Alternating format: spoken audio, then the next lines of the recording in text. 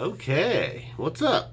It is now officially April 1st, and no, that's not like some April 1st or April Fool's Day thing going on over here. I don't know, do YouTubers do that? They probably do that. But that's not the case. The reason April is significant, it is now the month where we will have some Phish. We even got a Phish 420 show, which I just feel like MSG New York City doesn't have a real 420 vibe to it. It almost seemed like, if this was at Red Rocks or somewhere in Colorado, anywhere in Colorado, Dick's even, California, just even Michigan, I don't know, any state where it's kind of legal or is legal. That would seem more appropriate, but for obvious reasons, with the cancellations and all this, this is why we're at MSG New York City. But it's just hard to get real fired up. And, Phish isn't, a bunch of 29-year-old rockers at this point. I don't imagine they'll be blazing on stage. They'll probably play Blaze On, probably play Maki Supa. What are some other givens that they'll play? Besides Blaze On and Maki Supa, are there any other givens that they would play as a 420 show, on a 420 show? Light Up or Leave Me Alone, perhaps. Ooh, that'd be cool. I'd like to hear that. I don't know. I'm sure there's others. If I were live here, this is where the live chat would come into play. So those are a few right off the top of my head, and but I don't know if they'll stick to that theme all night long. Maybe it'll just be a song or two here and there referencing 420. Will it be a whole theme throughout the night? I don't know. Blaze On may take up a good portion of your first or second set. And then, but other than that, it'll still be cool. I'm sure the fans will be bringing it. Although everybody's vaping now. Everybody had their little disposable vapes with them. It's not the same, man. Not the same. Although if you get 5,000 or 6,000 of them, people dragging on that at once, if they got a little light on them, that'd be cool. It'd be kind of nice, I suppose. And then, yeah. So, yeah. Like Robert Whittaker or something. I noticed that with a lot of UFC fighters from Australia and Brazil. They'll be saying something, and maybe they feel like they got some more, but they don't. So they'll just make their statement and say, yeah, like almost confirming to themselves. It's like, I was at this show, and they played Tweezer and YEM and Antelope all in the second set, and yeah, a fair bit. I don't know what's up with that, but I just caught myself doing it, and it works. I had no idea where I was going with that, but where I was going with it, you're like, wait a minute, you're telling me a show that had Tweezer, YE, oh wait a minute, wrong show, bro. Better back us on up. That was not the worst show I've ever been to. The Funny Guy, YouTube user Funny Guy, he's been asking a lot about the worst Phish show. I don't know what the worst one is, but I can tell you about the worst one I've been to. I've talked about it plenty of times here on this channel as well. Just never done an official recap. And here we are again, speaking of it and about it, and I'm still not going to do an official recap of it. It's just so bad, man. Every time I start to try and listen to it, I can't even once you get to the Seven Below and Divided Sky in the first set, then one of the highlights is Julius. And then some of the jamming was whatever. I don't know if you were into that late 03 jamming. Some early 03, some summer 03, okay, yeah. Tom Marshall came out for Buffalo Bill. That was a bit of a highlight. The previously mentioned Maki Supa Policeman that night. But really, the Bowie and the Divided Sky. The part right after Divided Sky, the wind blows high. And the part after that, oh my God. It was a wreck. And then Bowie, there was a point, man, it's just like, and there's probably flubs throughout just about every show here and there, a note missed here and there, the timing's just not perfect, and most of the time, whatever, I don't even hear it, or it's just like, it's not so bad. But man, the Bowie and the Divided Sky, even there was a moment in Taste where you're just like, oh man, this is not even close. But little did we know at the time what was going on behind the scenes, what was going to be happening in just 7-8 months from late November of 03. Yeah, by I don't know when they announced the breakup, but probably what was that summer tour was in June and July, August, something like that. By the time they got to Coventry, it was August. So anyway, and that's the other problem, once you start talking about this like, I think it was like the holiday run in '03. It was just, and coming off the hot summer, it was just so shocking. And then the previous, when they came back in the winter, by the end of that, like the February 28th, '03 big time show, March 1st, '03 big time show, bunch of them in the summer, the Deer Creek run. And then they took some time off, come back in the fall for this little four banger, and then, oh man, this was bad. A sign of things to come. Wasn't Coventry low, but it was a low point, that's for sure. It's pretty bad. The twist, I guess, was probably maybe the jam and twist was one legitimate highlight, but everything else simple, didn't really bring it. Taste had enough of the timing was off enough just to screw that up, and most of it, obviously, not just point everything on Trey, but he did seem to be most of the problem. By the end, though, they just go with Strange Design, Zero, and Friday. Like, I guess we can work our way through these, and that was after the disastrous Bowie. Tom Marshall couldn't even pull them together. He comes out there for Buffalo Bill, like I said. They're really fast enough for you in the first set. Dirt. You got a dirt and a fast enough for you. The cars, trucks, and buses, on your way to Philly, every sign you see, cars, trucks, and buses. The Wilson opener, King of Prussia. It was like, I guess Trey was just checking out street signs, on the tour bus. What was the previous show? They were at Nassau the previous night. And then the night after, what's this show? I don't even remember what this show is rated on .net, but pretty low. It's like a 2.5 or something. Yeah, 2.6. That's a bit high. And then the next night, which wasn't as bad, 3.6. So I got the worst of the holiday run. 10-hour drive to Philly, man. Oh, did a total dumb move. Drove there the morning of. 3.1 for the Nassau show. It had a big waves. That's about all I can remember. That's about all I see going on there. And down with disease. What do you know? Ooh, crimes of the mind. So, I don't know what's up. The Dude of Life showing up on this tour. Oh, yeah, they were celebrating. It was a celebration. It was the 20-year celebration, I believe. Yeah, that was the deal for the holiday run. They had maybe something they played on some screen at set break or something. That was also kind of cool. But totally not worth it. Listening to Eagles talk on sports radio on the way back. I do remember that night. We drove a few hours back towards Dayton before we got a hotel. So there, I don't know, funny guy, YouTube user, funny guy. If you, hopefully you stumble upon this. There's a bit of a recap of what and why I thought 11/29/03. Try giving it a listen. If you're like, whatever. Well, I'm my jog tomorrow. Gonna take the dog for a walk. Maybe going to the post office. Listen to 11/29/03. Oh my God, dude, we got this neighbor. It's like I live in a neighborhood. There's house there, there's houses here. Like over there's Main Street, State Route 48 is like it's the main road that runs through Dayton. It's not one of the interstates. So I live really close. I'm not like out in the boonies over here, but there is so much wildlife just in this neighborhood. Normal stuff like you would expect: raccoons, possums, squirrels, rabbits, groundhogs, skunks. Not everywhere's got a groundhog and a skunk. We got a groundhog and a skunk.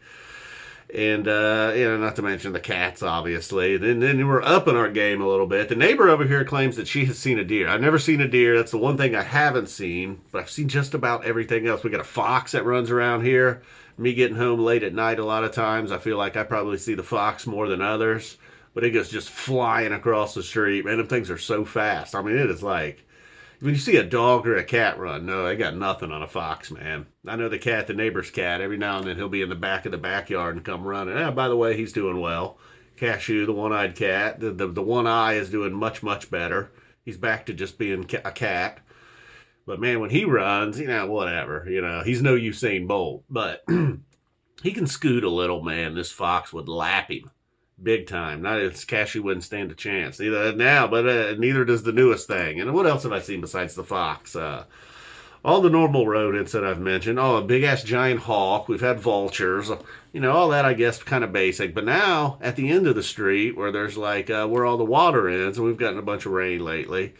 So the drain down there has had some nice flow of water going, and a mallard duck has now moved into the neighborhood. Seen it multiple times, so it wasn't just like a one-time crash landing or whatever, had a rough night over at the pond, whatever. None of that, got into a fight, had to move out. I hope it's not just laying eggs there or something. I don't know what ducks do, but Feels like if we don't, it's drill. We're getting some rain out there tonight, but if it doesn't continue to rain, his home is going to dry up, man. It's not a river he's moved into.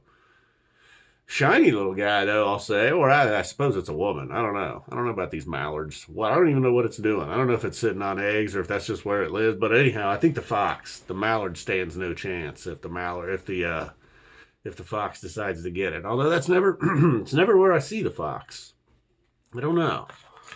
So, I mean, I guess that's normal. I don't know if it is, though. I've lived in other neighborhoods and I never had all of this. The squirrels and rabbits. Yes, yes. Groundhog. One time I was in a groundhog. I lived on the second floor of an apartment. I look out my window one day and there's a groundhog up in the tree, 15, 20 feet up in the tree. I mean, I guess if you see one up close, you're like, yeah, I guess that little sucker could climb a tree. But I mean, they're called groundhogs. I kind of thought that meant, they lived on the ground, basically. I don't know. Apparently not. That means they eat things on the ground. I don't even know what it was doing up there. Guess he could have been looking for some vegetables, like, ooh, I like those leaves, man. I got to get them leaves. I don't know what he was doing. Perhaps he was running from a predator. I'm not sure. So anyways, the skunk. No, I haven't had a skunk everywhere I've lived. I've seen every one of these somewhere, but never once have I had, like, every single basic, like, just rodent. Possum, coon, rabbit, squirrel, skunk, groundhog, fox, mallard. They claim a deer. I haven't seen the deer yet. I feel like there's another one I'm missing. I don't know. Oh, yeah, we had the vultures. Yeah, the vultures come and pick it up when a squirrel gets hit by a car or something, I guess. That's when they move in. And, and Cashew's doing really well, man. The one-eyed cat, boy, he has practically moved in at points. Every now and then he sneaks in the house, but then, then we're like, all right, whatever. Let's just let him in for a minute. He's got his little spots he likes to go check out. We had a little mouse did I talk about the mouse ever? I don't know if I talked about the mouse, but we had a mouse in the house. We sniffed him out with the help of the cat. I ended up getting him in like an empty graham cracker box, and I threw him out back. There's snow all over the ground. Well, the cat didn't really go crazy, I just thought the cat would be like, oh yeah, I got you. But no, he didn't really. He kind of just went over to the spot in the snow where the mouse had burrowed itself, and then basically the mouse got away, and I was like, shit, did it just run right back in the house? No signs of it ever since. I don't know. Cleaned up everything real good, making sure it's like nothing left for it to come back for. If it does come back, it's just going to starve to death. But when we originally got it, it was somehow it had, your stove oven kind of has that drawer underneath, or I don't know if yours does. Mine's fucking 15 years old. Well, we had some pots and pans in there. Somehow he had found his way into a pot and he couldn't seem to be able to get out. Like even when I opened the drawer and the cat kind of poked his head in there, at one point that must be what the mouse was seeing. He couldn't get out, man. It was just like, I don't know how he got in there, but once he got in there, it was too deep. Even with a black cat giving him one of these deals, he couldn't get out. So that made him pretty easy to get into the graham cracker box. Even though I don't know why I was so scared of a mouse. Like for days, me and Mary were wearing shoes around the house. Just like, I don't know, afraid we were going to step on it or something. It would be bad if you stepped on it and squished it barefoot. It's not like he's going to eat your toes off. But anyhow, for some reason, something as small as a mouse does freak you out a little bit. And they're not like spiders, though. They say spiders are good. They eat the bad bugs. I kind of think that's a bunch of bullshit, though. I think spiders are one of the bad bugs, But will a mouse eat a spider? I doubt it. I have to get me a good lizard. And now the winter is over. Spring and summer are coming. The spiders will be finding their way back in. And then on a nice smooth transition, you know what I watched recently? Joe LaRocque on the Daily Review reviewed Christine. And I hadn't watched that movie in, over 20, maybe 25 years. Still awesome, I'll tell you. I remember as a kid being really scared of the garage. And it was still pretty spooky. Not just the stuff that goes down in the garage, but just the garage itself, It's all dark and greasy in there. That's a hardcore garage. So that was cool. That was confirmed. I remember that. Now, I did not remember some of the high school students being in their mid-30s. I mean, the bully, the kind of tough guy kid early in the movie, if you've seen it. There's a kid with a knife and sideburns. I think he's like 35 years old. I guess he's supposed to be like a senior in high school or something. The shop teacher, he did, I don't know, man. It was amazing. Some of the language in it, some real salty language. Some salty 80s language, that's for sure. And so if you haven't seen, I think that might have been on HBO Max, perhaps Netflix. Can't remember for sure, but I think it was HBO Max. Definitely check that out. Kind of accidentally started to watch AI the other day, artificial intelligence. Accidentally kind of watched that. Like YouTube auto played it. Next thing you know, we're like 10 minutes into it, and I was like, I think this is that movie with Will Smith. And this was pre-slap actually. And turns out no, it's with Haley Joel Osment, I think was his name, the little kid from The Sixth Sense and many other things. So it ended up being the one with him. We fast forwarded probably 30 minutes of it. We got through it. We did the quick version, the hour and 15-minute version. Kind of get the gist of it. It was okay, I guess. I don't know. I don't know why it was that great. I actually owned that on DVD at one point. I don't know why. I was like, what the hell? Why did I buy this movie? Might have been a big fan of that kid. He was a solid actor as a kid. I haven't seen him since Silicon Valley now. What's he up to these days? All right. Well, I think that about does it. About 15, 20 minutes. Or 16 minutes. Not bad. Wasn't sure how long we ran. And, yeah, pretty sure that's it, guys. Well, see, this is much better than streaming live. All that real important stuff I just talked about over the last 16 minutes would have gotten to almost none of that. I would have started out with the Phish 420 show and be like, MSG doesn't really feel like 420 appropriate. I don't even know. I mean, I guess it's legal, definitely legal medically in New York. I think it's legal in New York now, though, right? Maybe? Not sure about that. If it is, it's probably like $700 an ounce if it just became legal. So, anyways, yeah, the only thing cooler if this had been is it still called the Pepsi Center in Denver? That'd have been kind of cool, I guess. And, I don't know, man. Roll one. Roll some flour, guys. Don't take your disposable vapes in. Burn that place down. Don't actually burn it down. You know what I'm saying. You know what I'm saying, man. Trey may not like it. Trey may have to have like 4 fans around him blowing in all directions. Although, one of them would be sucking in. I don't know. He might still get it. Might need the rescue. I don't know if he goes up. Is there anything below MSG? Can Trey play below the ground? Smoke goes right over top of him. I ain't worried about Gordo. I don't think he's not in recovery as far as I know. Fishman, he probably needs some. Blow it in his face if you see him. And Page, doesn't even affect him. Page is one of them guys not affected by marijuana. It's weird. Guy could smoke all day long. Nothing happened. I don't know. They say, 1 in 600 people not affected by THC. Paige McConnell, one of them. That's total bullshit. Don't run with that, man. Be like, that's why he likes all those sandwiches. Not the case. Not the case. All right, guys. Boom. Well, hopefully you hung around and watched the whole thing. Listened. All right, guys. That's it. It's April, man. It's Fish Month. And we got the Browns draft coming up eventually. Boom. Boomya. Boomake. Boomski. Boomer. Boomy. The boom.